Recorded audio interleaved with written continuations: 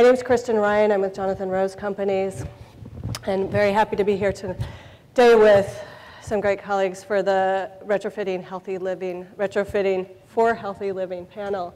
But before we start, just out of curiosity, I'd like to know who's in the audience, and in terms of, is anybody in the audience part of the healthcare profession? By show of hands? And what about in terms of educational profession, background from a university, representing a university or a educational setting? And what about from the built environment world? Everyone. So we are sort of lucky to have a panel here that represents both the built environment world and really the healthcare world. And so Bill Lenihan's a principal at Teyebaugh Associates in Wilmington, Delaware, and was the principal in charge of the health sciences complex at the University of Delaware STAR campuses. He has a Bachelor and Master's of Architecture from Norwich University. Teyebaugh Associates practices architecture, planning, and interior design in the higher education, healthcare, municipal, and institutional markets. Next to him, Kathleen Matt is the Dean of the College of Health Sciences at the University of Delaware. She has been Dean since 2009, following a long career in the health sciences field at posts all around the country. She's been very active in health policy, and she's written 2 bills introduced in the Senate on home health and on prevention programs for seniors. And in addition, has worked on legislative issues around confidentiality of medical records and patient bill of rights. Tom Byers is a partner at the Cedar River Group, a public interest consulting firm in Seattle. Tom, from 1998 to 2001, was a deputy mayor in Seattle, and his history with the Pacific Tower project that he'll be speaking about goes back over 40 years to the days when the building was a public health service hospital. And he has played a critical role in the development of Seattle's community healthcare system. So Bill and Kathy are going to talk a little bit about their project in Delaware, and Tom will speak about the project in Seattle, a project that I'm also involved in. So I'll chime in a little bit on the built environment side of that, while Tom and Kathy will talk more to the health side of the 2 projects. And then we'll have a bit of a dialogue and open up to questions. So without further ado. Well, good afternoon. The project we're going to talk to you today about is the College of Health Sciences as part of the Health Sciences Complex on the new STAR campus for the University of Delaware. You will see in the circle there, the triangular shaped piece of property was a former Chrysler assembly plant that closed in 1997. I'm sorry, it closed in 2008. And then a few years later, the University of Delaware purchased the site. Now the university's campus is just north of here and also to the east and surrounds this area. This is a very unique piece of property because it is adjacent to the campus. On the northern border is the northeast corridor of the Amtrak lines. The regional lines from Philadelphia come down to here, and we're in the process of trying to get the regional lines from Baltimore to come up to this site. They stop a few miles short of here. Also, the main north-south interstate, I-95 on the East Coast, is about a mile from this campus, too. So when the university was able to buy this, they named it the STAR campus. One that harkens back to the old Chrysler logo, but it stands for the Science, Technology, and Advanced Research Campus. So you'll see here is a blow-up of the campus. It's 272 acres. Within the red circle, that city block there is 15 acres. And the university decided to go with a public-private partnership to develop that 15 acres there on the frontage of the site. The area in blue is the Health Sciences Complex, which opened in January. The area in yellow-orange is the Phase 2 amenities building. It's more of a medical office type building with programs that will be related to the research and clinics within the college. And then the red is a mid-rise building that is in the very beginning of being planned right now. Also on the campus will be a new transit station for the railroad and bus lines. In the middle of the site you see Bloom Energy. If you're familiar with the Bloom boxes, they produce them here. There's a proposed data center on the left side of the site. And then the College of Earth, Ocean, and Environment has a project in a building here on the campus too. This area here, you see the area on the right is the Health Sciences Complex.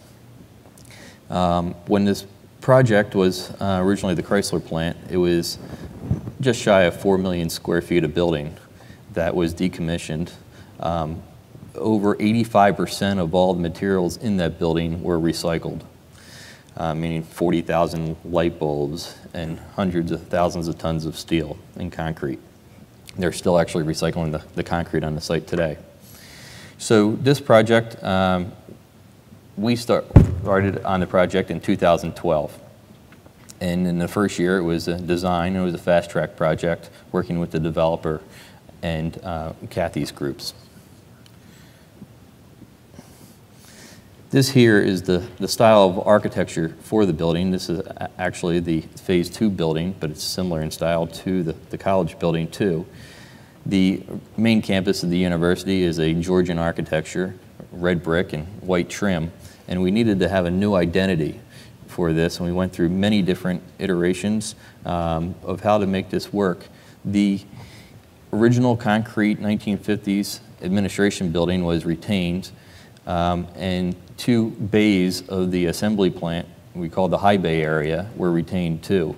The building was 700 feet long, so we had to come up with a style of architecture that worked so it didn't look like you're staring at the side of a freight train because it was so long. So we worked with these different elements to make that come together here. This is the front of the College of Health Sciences and the Health Sciences Complex here. So we have a curved glass wall where we really tried to bring the outside into the building. And it's at the northeast corner of the building so you don't get glare here. This building is very different because it's a healthcare building, which Kathy will get into the programs. But this photo on the left here is of the research corridor and how it's laid out with the programs. This college and the College of Engineering that was also in here, people were from 5 different buildings all around the campus. And we created a new building where they would all come, work together, and collaborate. So on the left here, you see these marquees out of wood. One is the physical therapy department, and one farther down the corridor is the nurse managed healthcare. On the right side of the corridor are all the research labs. So it was to create a space where there's going to be interaction between the labs and the clinics to work together. Now the Phase 2 building is under construction right now, and this corridor will continue through. This corridor is about 300 feet long, and it'll continue another 120 feet through into the other building where it will connect. So you'll have this seamless piece between the commercial entities that'll be there tied in with the college. And the photo on the right here is the student commons, so that you saw from the outside before with the architecture there. Now I'll have Kathy here. Okay, great. So it has been an amazing opportunity to work on the project, and I want to give you a couple other comments about background so that you can perhaps appreciate a little bit more about why this is so significant where it is. So Delaware is one of those unusual states that doesn't have a medical school. And so when I came to be the Dean of the College of Health Sciences at University of Delaware, and I grew up in Delaware, I actually grew up in the university town, and so I was there when the Chrysler plant was very active and there were a lot of employees. It was a lot of the economy of the city and contributed greatly. So when the plant was shut down, that was a huge effect. It had a huge effect on the community. So what I really wanted to do was, when I came back, was I had the opportunity to really grow health sciences and healthcare and sort of change the health of a community. The whole state is a population of 1 million. The opportunity, the university had just bought the Chrysler site, and they were planning to just break down the whole site, decommission it. And I stopped and I said, well, wait a minute, we need to grow the college. So let's leave up the administration building. Let's leave up the back bay space, because I have biomechanists and engineers that could really use that space, and let's redesign and renovate. And then healthcare reform came into play at about the same time. So we are also at the same time, and I think you'll hear more about this theme, also continuing to think about what does healthcare need to look like, what do our education programs need to look like, and we need to do this education in a platform of interprofessionalism. So that means taking all of the individuals training across the health sciences, and we actually have that represented in our college and also through our partnerships with medical schools in Philly and Hopkins to the south, and then our surrounding healthcare community. So it was really critical that we be located in a place, and the Chrysler site gave us that, where we could interact with the community. We need architects and developers to design a building where the community was welcomed in. We have physical therapy clinics, we have nurse-managed health centers. Our nurse practitioners have the ability to prescribe. We have a primary care status, so we can leverage those for training as well as for research. And then in terms of the research and the academic piece, it's really rethinking how we design the academic enterprise and what is the next generation classroom. The next generation classroom isn't a classroom at all. It is where students interact with the real world. It's about the grand challenges, the great debates, and the big ideas. And it's all about creating a space that will enable that to happen. So what you see in this slide is some samples of what the research spaces look like. So the research that the faculty that are engaged in our college and with engineers and with our clinical community is research that actually is looking at movement and mobility. It's about exercise, it's about wellness, it's about keeping people out of hospitals, it's about living with disabilities and higher quality life. So you see pictures of exercise equipment that helps in a research study where we're looking at the effects of exercise with individuals with chronic kidney disease. You see pictures of a wet bench lab, so you can look at diagnostics and genetic pieces that help us subdiagnose and actually be able to predict who's going to respond the best to an intervention. And on the right-hand side, we have a large lab and a number of labs that are actually dedicated to, this particular one is Bader, which is funded by the Department of Defense, looking at the development of orthotics and prosthetics, and the next generation of those for individuals that are in need, and this in particular case is for wounded warriors. We also have a Center for Composite Materials at UD that allows us to look at orthotics and prosthetics in very, very new ways in terms of new materials that allow higher functioning. The building itself and the way it's been set up, and Bill describes some of this. Down one side of the building, you have research laboratories that have windows into every single laboratory. And on the left-hand side, you have our clinics. So it's all about interdisciplinary research, but it's also very importantly about translation. So I usually think about the Star Campus as the place where it's innovation and it's impact. So what do we study and how does that impact families now? So the picture that you're now seeing, Cole Galloway is a faculty member in physical therapy who studies individuals with cerebral palsy. So he's funded by the National Science Foundation, by the National Institute of Health, but most importantly, he would tell you he is working with families and children, and they've designed, all the way on the right, they've worked with engineers and figured out how to buy cars at Toys R Us and add the little electronics that allows children with cerebral palsy to get around and have the psychosocial interactions with other children that really change the projections for their lives. And there are many more stories. So part of what happens in the building spaces now is it's become a design studio. These are actually some more slides from the Bader group, but it also allows you to see there are embedded treadmills in the building, and people have asked me, how did this come about and how were we able to do it? The project involves a commercial developer, an architectural firm, and then all of the faculty in the college working very closely to design these spaces that then create spaces for core labs that then link to the clinics where we have any number of patients coming every day. So I think the count right now is there are 100 patients a day about who come to the physical therapy clinic and are seen by our students and our faculty, and about 30 to 50 that are seen in our nurse managed health center a day.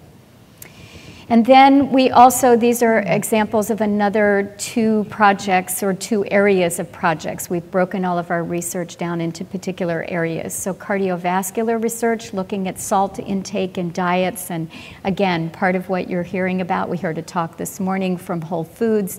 It's not only the salts you add to your food, it's actually the salts that are in your food. The Ag School is located right across the street from this campus, so we are actually now exploring farm to table, and we have a hotel and restaurant management school. So once again, it's about healthy living, and how do we bring this from the academic pieces all the way to delivery and an impact on community.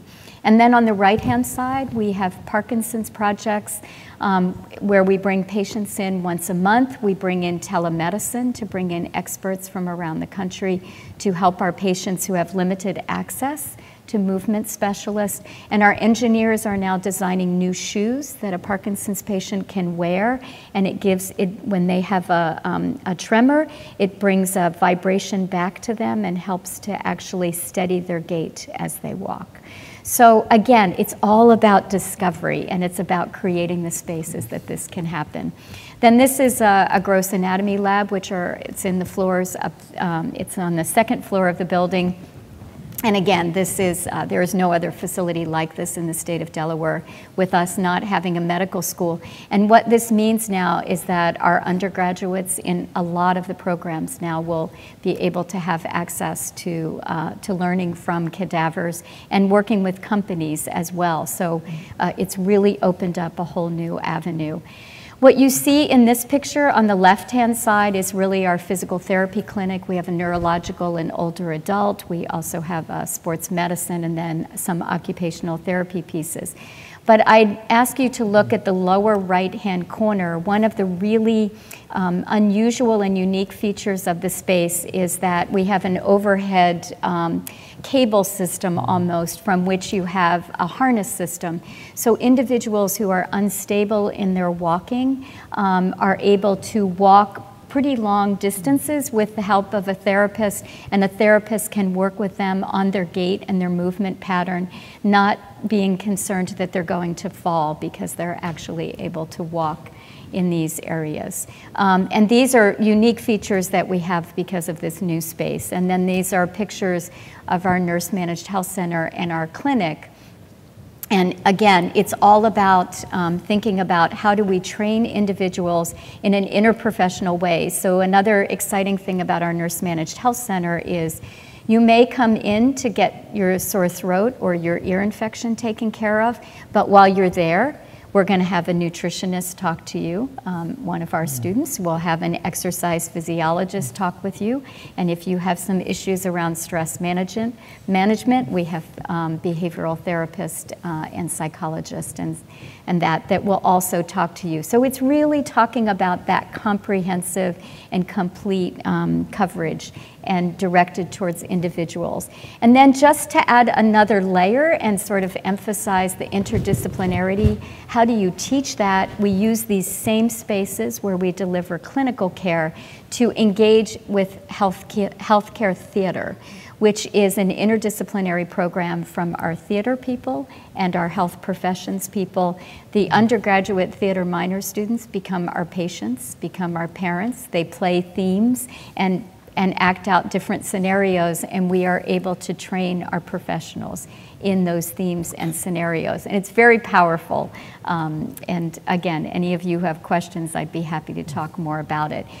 So I think what I'm really excited about on this project is it really has been a partnership that has involved academics, the teaching aspects, the research aspects, with clinical community, with our partners creating the built environment to really deliver something that will have an impact on the community and also have the potential to change the state as well in terms of its health care.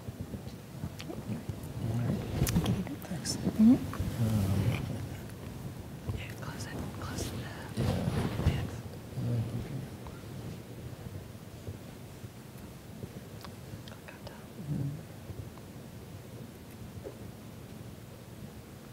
I'm really glad he's doing this.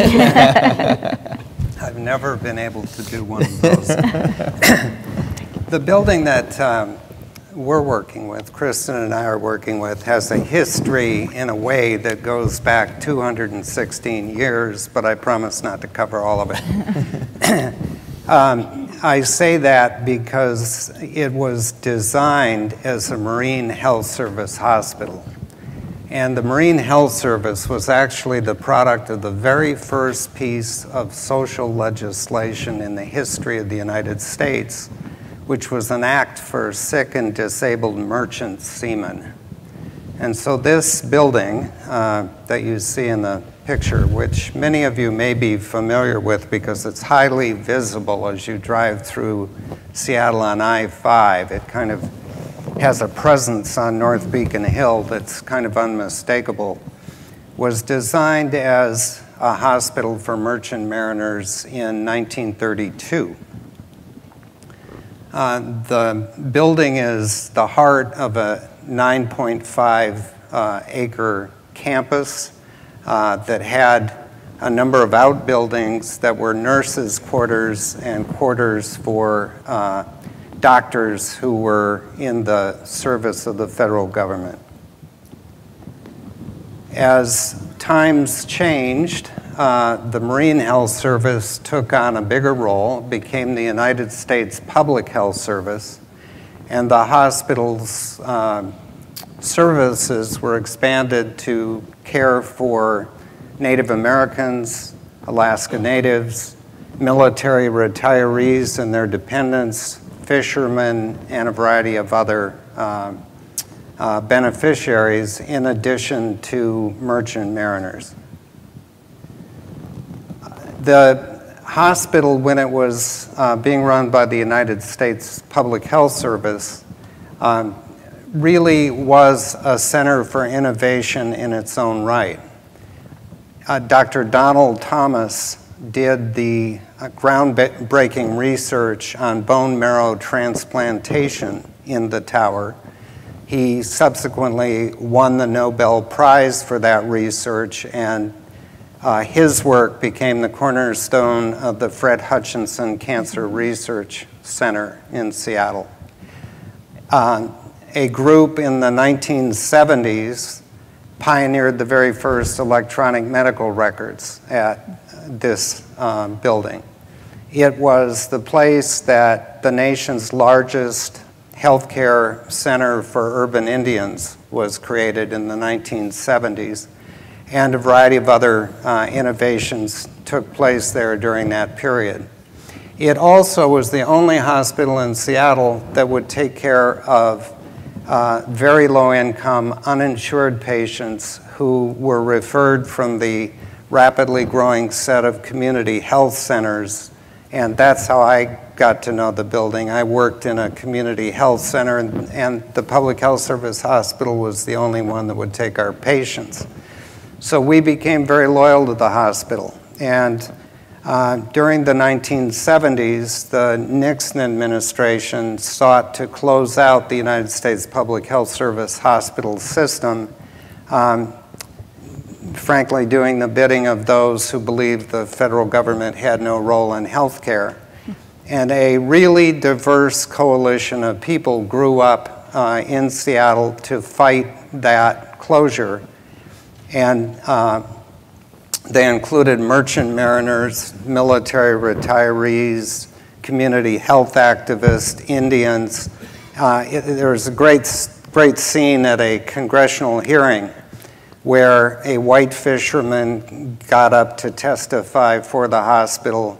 A Native American fisherman got up to testify for the hospital, and the Coast Guard, which was then trying to keep those two factions apart from each other in the conflicts that followed the salmon decisions, got up and testified for the hospital. So it was a very powerful and diverse coalition.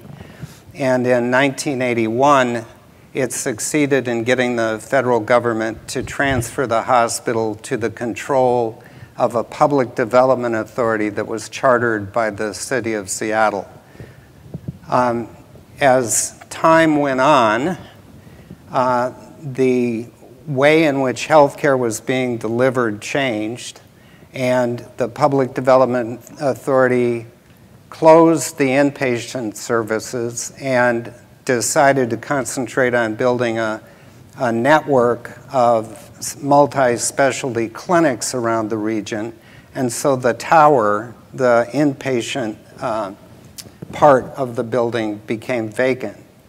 In 1989, the voters provided funding to seismically stabilize the building. And if you note the difference between this photograph and this photograph, there's an addition on the north. The decision was made to stabilize the building with a new section of the building that would be seismically stable and then brace the old tower to it. And so what you see here was, in the front, was designed by Zimmer, Gunzel, Frasca in about 1994. It added about 70,000 square feet to the footprint of the building. So after a certain amount of time, with all of this vacant space and Pacific Medical Center, as it was now called, going through some very, very challenging financial times, the decision was made to try to figure out a way to lease the vacant portion of the tower in order to generate revenue so that the hospital could continue to care for poor patients. And the tenant that took that space was Amazon.com, which was then a kind of fledgling startup that not everybody had heard about. They leased the tower for a period of about 10 years. During that 10 years went through phenomenal growth, as everyone now knows, and outgrew their space in the tower. All the time that Amazon was in there, the lease proceeds from the rental of the tower went to the Public Development Authority for the care of the poor. So when Amazon left in 2011, the space was once again empty and the Public Development Authority without that source of revenue. So it entertained proposals for how to fill the building. And some of us who've been longtime friends of Pacific Tower decided to propose the idea of an innovation center that would bring together a variety of nonprofits within the center that had the same mission as the Public Development Authority of improving healthcare for underserved populations. The folks who were advising the PDA said that might be okay if you had an anchor tenant that would take at least half the space. So by this time, we had the support of the Speaker of the House in the Washington State Legislature, and he reached out to the community colleges who had 4 years before, right on the eve of the financial crash, come to the legislature asking for resources to build a health college where all of their healthcare training programs, nursing programs, dental hygiene, radiology technicians, et cetera, where they could bring those things together in one facility for many of the same reasons that you outlined. And the legislature couldn't afford the $120 million price tag, but that plan never went away. So the speaker suggested to the regents of the college that they consider moving to this building, and they enthusiastically joined forces. And so the purpose for which the building is currently being transformed is a community health college in about half of the remaining space in the tower. Pacific Medical Center has always continued to operate a multi-specialty group practice on the first 2 floors of the tower. And then in the balance of the space, there'll be about 10 nonprofit groups that all have a symbiotic relationship with the health college. The largest community health center network will have its headquarters there. The cross-cultural health program, which is America's largest trainer of medical interpreters, will be headquartered there. The wonderful pizza oven and kitchen that Amazon left behind is now being taken over by an organization called Fair Start. Fair Start trains homeless folks to be in the culinary arts, and they've grown like gangbusters in Seattle over the last few years. And they'll be operating the food service for the college and the clinic and the entire building, but they'll also have a large facility to develop catered meals for early childhood learning centers and schools throughout the south part of Seattle. The first tenants in the building are moving in September. The college will be up and operating in 2015. And as Kristin can describe in more detail, we're already oversubscribed with nonprofits that want to be in the building, and the college is now wondering if maybe they don't need some expansion space. Of course. So we are considering additional phases. And the officers' quarters and nurses' quarters, those beautiful historic buildings around the exterior courtyard, would make ideal housing for AmeriCorps volunteers, child development center, as well as overflow space for the nonprofits in the building. There's also a large parking lot on the north that could conceivably be developed as workforce housing. So those are the possibilities that we're looking at, and we're very excited to get as far down the road as these folks are, and hopefully we'll have some of the same results. Thank you. So since we've acknowledged that most everybody in the room is not coming from the healthcare and education fields and instead the built environment field, I'm sure one of the questions in the room is going to be, well, how does this get paid for and where does the money come from for it? And so Kathy and Bill, maybe you can speak a little bit to what the structure was in relation to the STAR campus, and Tom and I can. Okay. This was a P3 project for the first 15 acres. The 272 acres were purchased by the University of Delaware, but the 15 acres where the health sciences complex is on is a long-term lease. And then the 103,000 square feet for the health sciences complex is a lease back to the university. So it was a process of working with the funding through the developer, but also being able to get the lower interest loans with the university and keep the project off the university's books.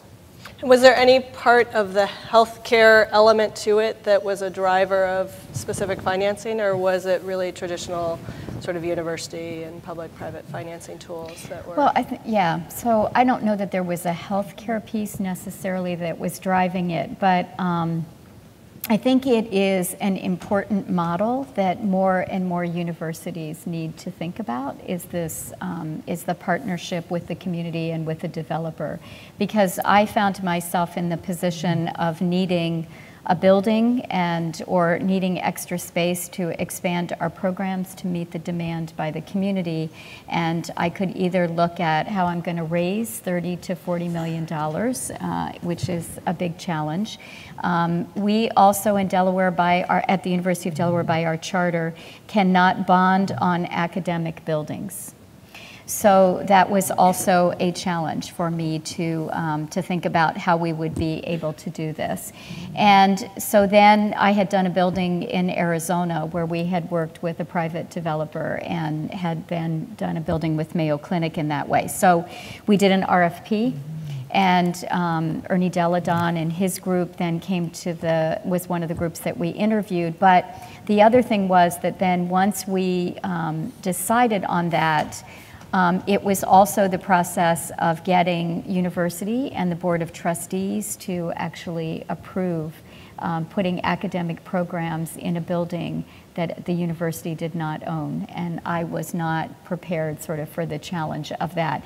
But I think and the only reason I raise these things is I think that these are great possibilities. I think as state dollars are diminishing and the dollars are not there to support buildings being grown on campuses. And again, it's not just a campus building, so it really is about this public-private, nonprofit partnership. I mean, one of the things we may not have emphasized is in the south end of our building, so an additional 70,000 square feet of space is being built out, and that is for businesses to come in. So we are now talking with and having conversations with radiologists and pharmacists and eye care centers and a sleep center and behavioral health and radiology and imaging and a medical aid unit about being in that south part of the building. What that allows me to do is then, and nonprofits, to partner with them, and then our students have experiences in all of those spaces. Right. So it's just really rethinking how we create spaces and leverage what everybody wants to get done to really get to that common goal. And I think that's what it's not, to me, it's not just about the money, it's about the opportunities that that creates that you never would have if you use the traditional routes. Yep. The other thing that went with that too was this was a very different project for the university because they were very used to developing their own buildings, but this was developing a new campus. It's a different animal. There's roads, there's utilities, there's planning for all of that infrastructure that had to change because it was very different from the assembly plant that was there. So having a development team to assist in that process was great. And also the team members were very important. This developer was a local developer that was had a lot of great ties to the community and the university. Same with the contractor. Our firm had worked with the university and with the developer for over 20 years. So it was pulling the right parties together that were truly interested and really wanted to make this project come together. And can I just add, since this is about healthy communities, I realized I probably didn't emphasize this enough. The other thing is that we have been trying to make some movements forward to make the campus healthier, but because this acreage is very different than the rest of the campus, and because we were initiating it with the health sciences campus, we were actually able to push forward and say, okay, so this is all about health and wellness. So we had, actually the developer brought someone in who is in the larger area, the atrium space that Bill showed you, and he's created a little kiosk that is Healthy Sprouts, and he gets all organic food and brings it in, and again, the idea being if it's there and it's convenient for students, then they choose that because it's right there. And then, you know, we have walks that are all set up. And again, the dream for the campus, which we're really trying to drive, is to really create a community there with walkways and spaces that will really sort of fit this health and wellness theme. Tom, do you want to talk a little bit just about the sort of political process that was required in terms of gaining what has turned out to be but one part of the funding that will be required to do Pacific Tower? It really helps to have the longest serving and most talented Speaker of the House in the history of Washington State on your side. The project is centered on a master lease from the State Department of Commerce, which has never done anything like this before. So they're learning as they go. They're the master tenant. And the money for the lease of the college's space was put in the annual operating budget of the state of Washington in a way that it recurs. So that piece is accounted for. And the speaker was able to get a $20 million capital allocation for the building improvements that need to take place in order to create the kind of open learning areas, the dental laboratories, et cetera, for the college to really work. It also will provide the funding to do the common areas. And this building has some common areas that are stunning with views of the Seattle skyline. That will be a community space held in common by everyone and open for the public to use as well. And another great gift Amazon left us is this building is wired like no other, as you can imagine.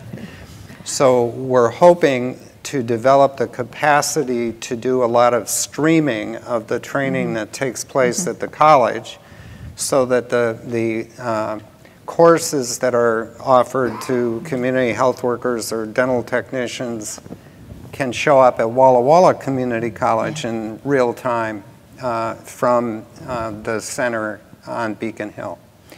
The challenge, which Kristin is wrestling with every day, is that the state funding can't be used for the portion of the building improvements that the nonprofits will need. And there's a gap. And so we're wrestling with trying to fill that gap.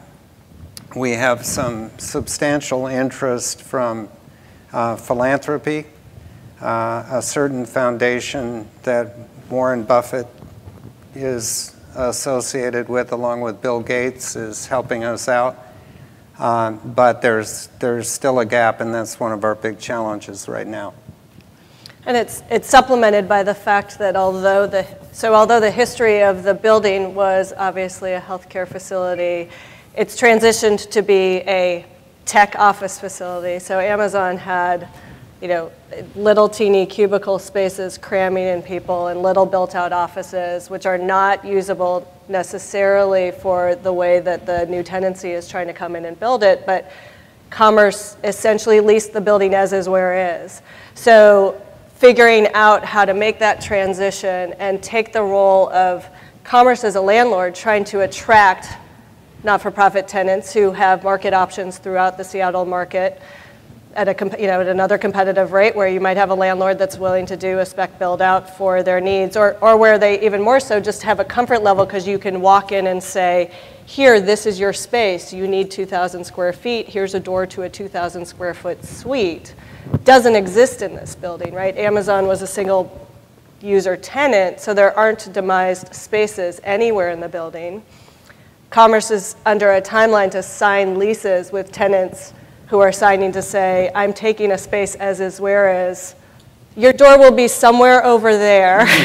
This is sort of the approximate square footage, and we can look at a space plan together, and everybody's got to trust each other. So there's this extraordinary amount of trust that's required actually to achieve the kind of like legal, contractual, real estate objectives, to get everybody leasing space, and to get to a place where we can raise funds for build-outs that won't be able to actually get done until after we have that space obligated. So there's a really interesting sort of circle going on.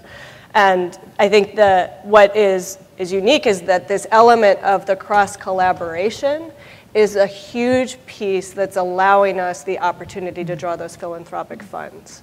We would not be able to draw those funds just to do tenant improvements for a not-for-profit, right? That's not what foundations are out typically trying to do, but the opportunities to have the training, Fair Start, who is doing both training for homeless in terms of providing food provision, but what they are doing as well as opening up and starting a new line of business to do institutional food production for schools and daycares is of interest to philanthropic institutions. The work that Tom mentioned with cross-cultural healthcare, training medical interpreters, and being able to now interact with the community college and look at those classes being part of an accreditation and part of a certificate or associate's degree program is part of what's gotten the interest of the philanthropic community to really bring that attention in.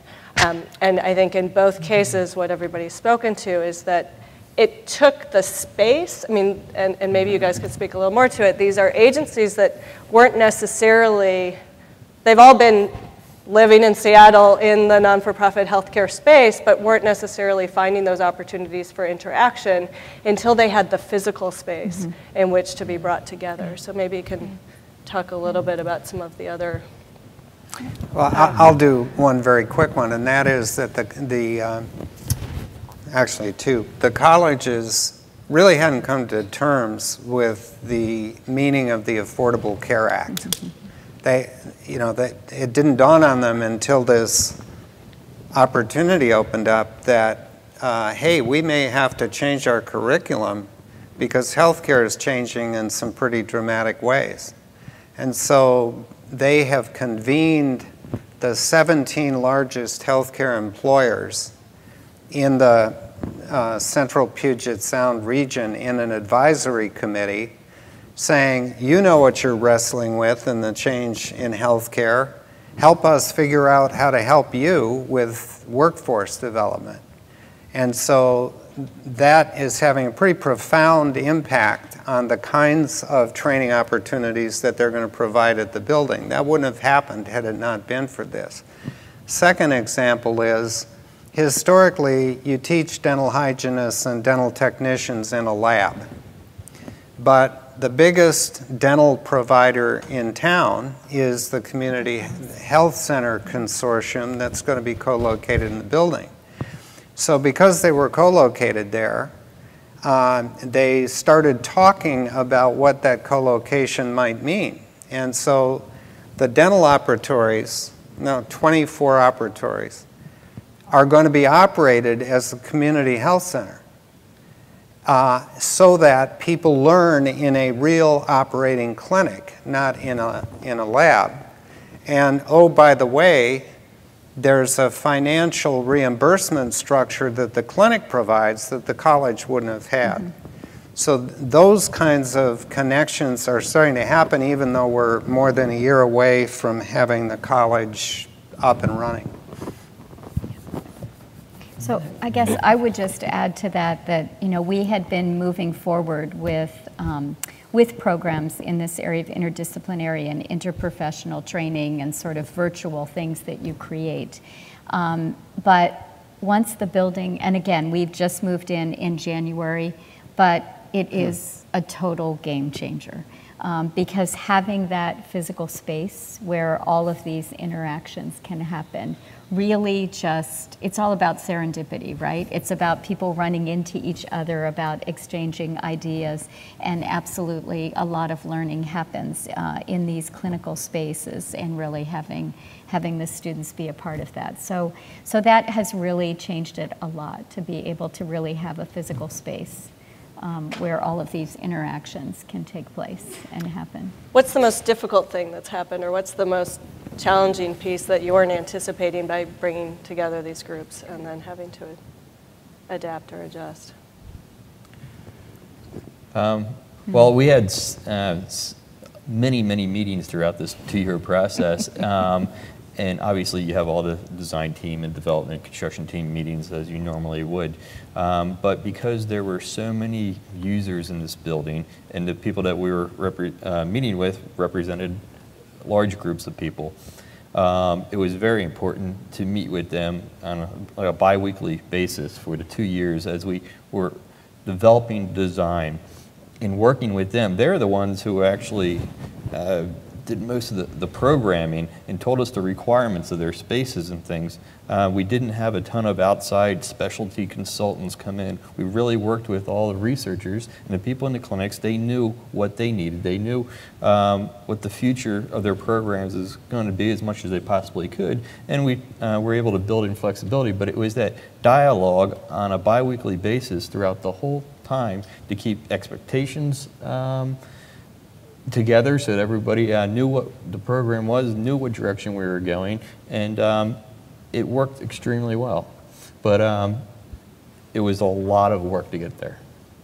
I think that's mimicked by what our architecture team is having to do right now in terms of the community college piece. And I think I'd be interested to, I think, to hear a little more. We were talking, one of the challenges being, right, that the healthcare field is changing, and Tom, maybe you can talk a little bit too in terms of kind of where we're seeing Affordable Care Act implications driving this, but this is not, you're moving people in from a setting that they have been working in into a setting that may be changing, and how do you ensure that when both of these have had significant public investment, that what you build is not obsolete? Again, right, I mean, this was sort of entitled obsolete buildings, but how do you not sort of build medical facility or medical training facilities that turn around and are no longer those opportunities to train in a couple of years?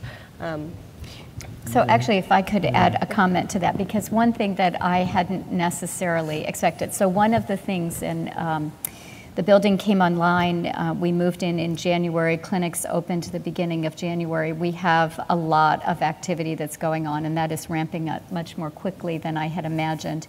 We've brought in a lot of our clinical colleagues from the hospitals. We have an alliance that I direct, which brings in all the hospitals into one group. And so the physicians have been over visiting and looking at our facilities. They work a lot on our research projects as well as the education pieces. And one of the things that I hadn't necessarily foreseen is that they are now interested in seeing their patients in our clinics. And I have said to them, well, you know, you have beautiful spaces, you know, in your hospitals and everything. And they said, but no, but here we are right next to the research that is happening. And so, again, maybe I'm overly optimistic, but I actually think that the ability to create spaces where things are going is just an unbelievable opportunity and exciting venture, because it is by creating those spaces that you help people to think differently.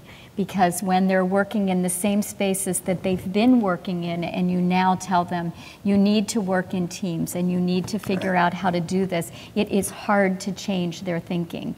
So again, an advantage of really doing the hard work up front and thinking about, you know, creating these spaces, and it's fun work too, but then, and it's one thing for me to continue to say I want us to do these things. You put them in these spaces and it evolves and it keeps evolving, and I guess that's one of the things is we are already back to the table, and so when is the next building coming now? University isn't ready for me to say that, but it just really grows incrementally in those spaces. That's good. So. Yeah, I mean, we've had people coming out the woodwork to identify, you know, where is the next space going to be already, because we've run out of spaces. So I wanted to open it up to the audience and see if people had questions, so we can continue the dialogue where you want it to go as opposed to where. And so there are microphones in the middle of the aisle of each of you, for you all that way.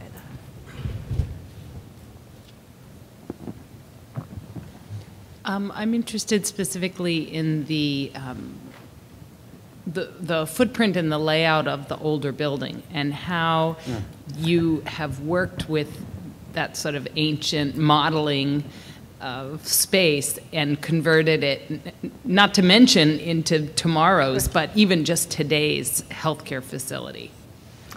So what's really interesting about the challenge, right, is the original hospital, built in 1932, was a center corridor hallway, natural ventilation on both sides, windows that can open and cross-ventilate. When the addition was built on the north side of the building, that northern half of the corridor was turned over completely to core. So your core now sits in the middle of the new building, right, that has a very narrow corridor on the south side of it with a long, skinny row of one, you know, single-sided corridor, offices off of it, that then come through a core into a much more open space. It has been a challenge. One of the community colleges have moved up and down the building for a bit to try to figure out test fits, because by nature of trying to fit in classroom spaces, doesn't work so well on essentially, you know, a 15-foot bay by 15 by 120-foot long classroom isn't ideal sizing.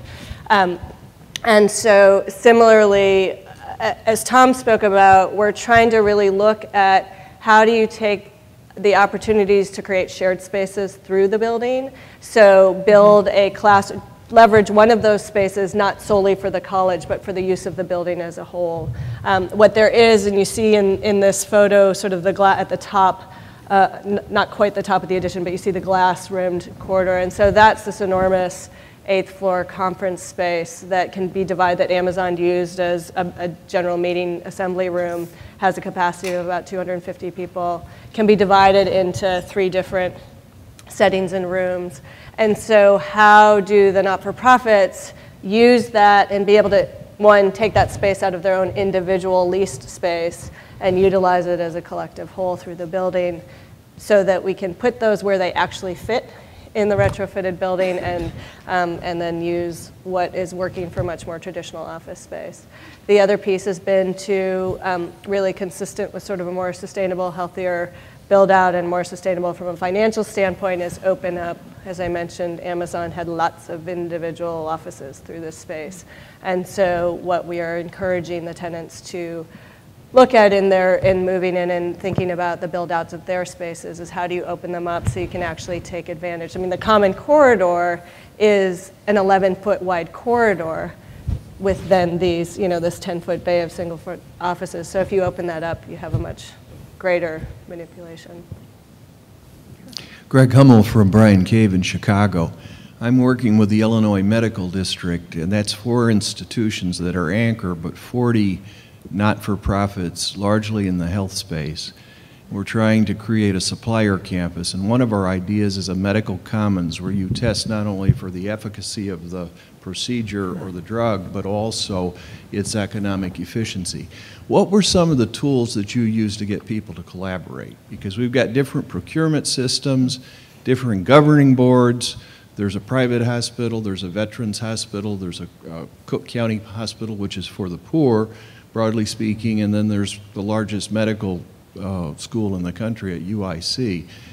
Did you put in frameworks, or did you need to put in frameworks that would cause people to collaborate on decisions like procurement and R&D and clinical trials? You're ahead of us. So,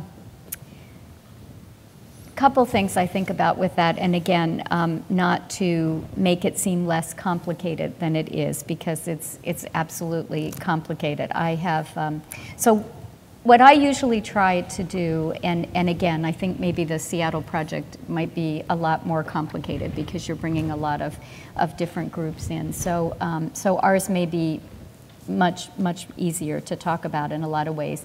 But even sometimes getting faculty to think about, I was thinking about when you were describing these long hallways, one of the things, and all of these rooms, one of the things I tried to get my faculty to do is not need individual offices. You realize how much space you utilize with individual offices, but they have to have them.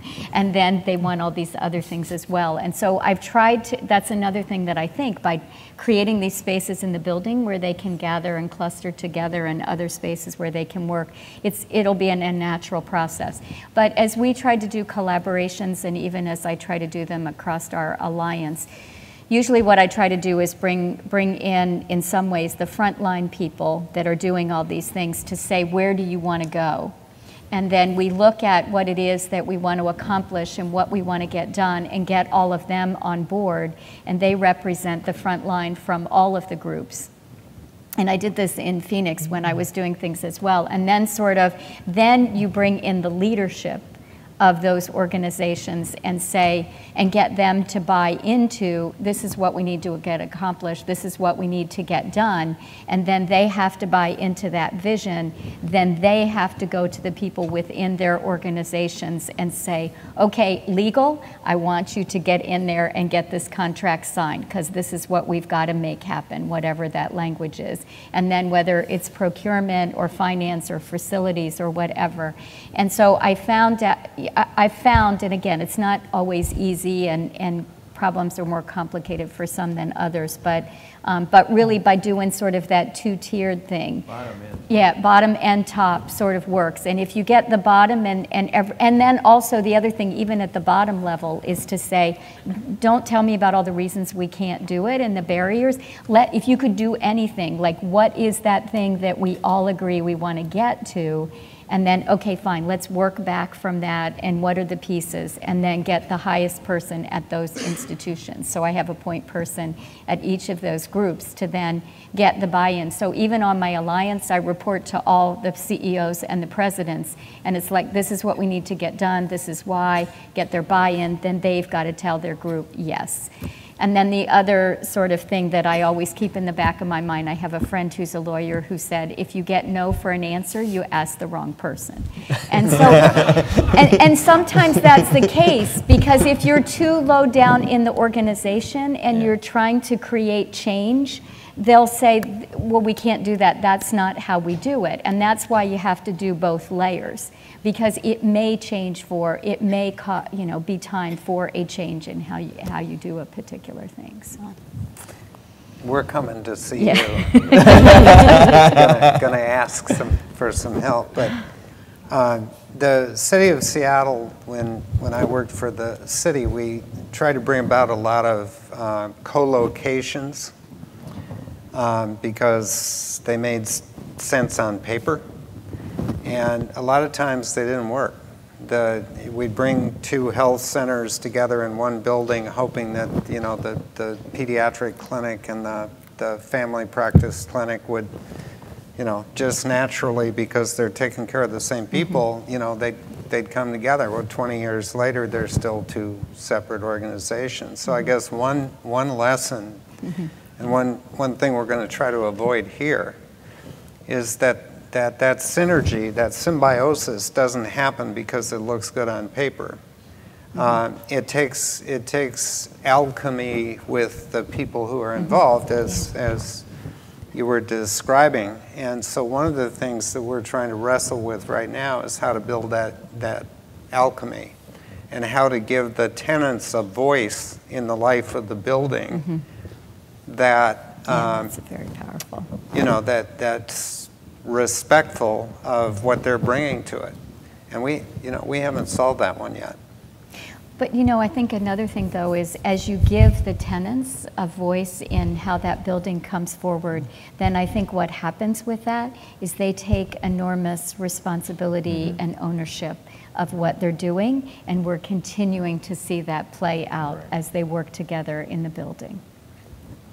And what's particular about the setting at Pacific Tower is that, the top down at Pacific Tower in theory would be the land. There's not a university lead. The university lead is, in this case, the state agency who got delegated the money, in essence. This is not, the vision, the purpose of the State Department of Commerce is not specifically to develop and create health innovation centers or to deal with this medical community and facilities. So you've got the bottom-up structure, and figuring out how to help sort of supplement and create that top structure that can maintain that holistic vision and keep that balance is one of the challenges.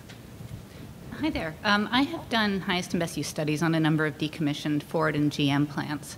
And I've found one of the main issues is it's oftentimes far cheaper to scrape and rebuild than it is to redesign these buildings.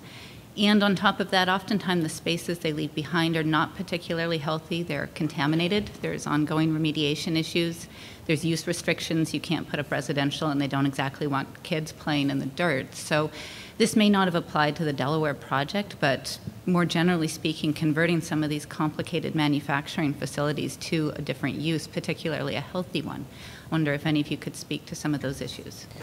Yes. This project, there's portions of the 272 acres that are brownfields. Underneath this building, there's an old gasoline spill that was under the building in one area, so we do have a passive venting system and a heavy-duty vapor barrier underneath the building. The studies show they don't think any fumes would ever be coming up, but as a preventive measure, that's what we did. The building itself, the high bay area where the research areas are, is a 60-foot on-center steel frame building with 18 feet clear. So it worked out well for the research area. It also allowed us to put that research corridor with the curved wall and the labs on one side and the research or the clinics on the other. It allowed us to expose all those steel trusses so you could see the old infrastructure that was there. You see the trusses, you see the brick wall of the adjacent administration building. There's murals of all the different vehicles that were produced at the plant that were inside the factory. We protected them during construction, and now we've picture framed them, and they're large. I mean, they're 8 feet long, each of them. So we wanted to be able to show people that come into the building, yes, this was the Chrysler assembly plant. It was part of our community. It's still here. We just repurposed the building. But the administration building was built like a bunker. It's a 20-foot on-center concrete structure. So it was a little bit of a challenge to figure out which spaces could work within that structure. But then we also added new 45-foot clear additions, clear span on the east and north sides, where we needed more wide open areas for some of the PT clinics and things like that. And I would just add to Bill's comment, and I sort of made a little bit of reference to this in my initial comments, that the Chrysler plant had been such an important part of the community that, again, there was a lot of strong feeling. I've gone and talked at the United Auto Workers at our local chapter in order to tell them what was happening to the plant before, and the person who had managed that plant for 30 years, he had a medical clinic, he had education rooms and teaching rooms on the site, and the facilities for exercise and things like that. So what we told him was, as we brought him back in, we've sort of taken a lot of those elements. We don't put cars to get it there anymore. We focus on people. The other thing is that, a couple other things. One is that it was an assembly plant. So then there's much less biohazard. And the area, in addition to what Bill talked about, there's something much further back on the site, which was the paint plant. Another thing which we did was we took fume hoods and things like that out of those buildings, and those actually went to my labs on the main campus. So we recycled a lot of those other things. The other things, just to sort of bring the whole story to the close, is the very first patient who came to the physical therapy clinic when we opened on day one was a University of Delaware graduate who had worked in the Chrysler plant when he went to school there, and he was a returning vet who came to the physical therapy clinic. So it's sort of life is a circle. So we're very excited about what we've been able to do. The other thing that I will mention is that my faculty were so anxious, particularly the one in physical therapy, and trying to get clinics in spaces where the community could actually come to them instead of having it buried in campus, that they were willing to take the administration building as is. We talked about it as our window washing campaign. We were just going to go down, take the assembly the administration building, and wash off the windows and move in. But we didn't do that. But so they're very happy that we're in those spaces now. But we used the administration building and made classrooms in those spaces. And there are huge columns that are in those teaching spaces. So at one point, Bill got a change order from one of my faculty that says, the columns have to go. They have to be out of there. And he's like, they really can't, like those are a structural element. So we put flat screens in around the room. And what's happened is that at first the faculty came in, this isn't right, I can't stand in the front of the room and lecture, and now they are interacting much more with all of the students because they are walking around, they're not lecturing, they're in the middle of the classroom. So, so we've sort of leveraged these differences to our advantage. Yep, we have time to close. Time is up. I hope this has everybody's creativity and all the opportunities for those of us as developers to think ahead, and thank you so much for sharing your stories. Please Thanks. join. Thank you. Thank you.